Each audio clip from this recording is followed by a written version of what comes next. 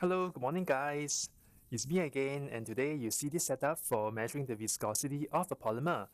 Now first up, as usual, please put your gloves on, and I'm going to bring you through what are the equipments you need for measuring the viscosity of a liquid.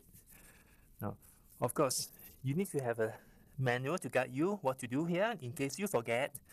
We are measuring viscosity, so we must have a viscometer that's made of glass. Look here, it's very fragile, very brittle, and you have to handle it very carefully, right? It's very fine and thin, and this gets easily broken if you are very careless.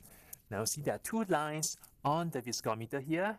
This is where the liquid is going to flow through at the start of the race and the end of the race, and you need to equip your stopwatch to start and stop and record the time taken for the liquid to flow through this part.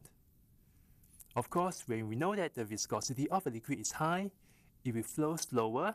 That means the time taken to flow between the starting line and stopping line will be greater. You also need to have some cotton wool ready because we are going to put our suspension of the polymer that was dissolved previously in toluene through cotton wool to filter it and get the polymer solution. You also need to have a 25 ml volumetric flask in a beaker. Why do we use a beaker? For safety reasons, to store any spillage in case it breaks or what we shouldn't. And of course for stability. You see here, outside, the simple knock, it falls. Inside, push it by a bit, it will still stay. Right, very precious to us. And here you see this pipette filler. Of course, with the pipette, you can fill the exact amount of the polymer solution into the glassware. You also need some dropper, spare beaker, conical flask, and of course your liquid here to dissolve your polymer, distilled toluene.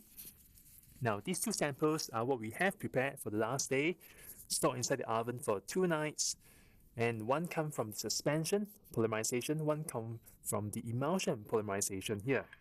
So here in this case, we are going to measure the viscosity of our polymer. Stay tuned.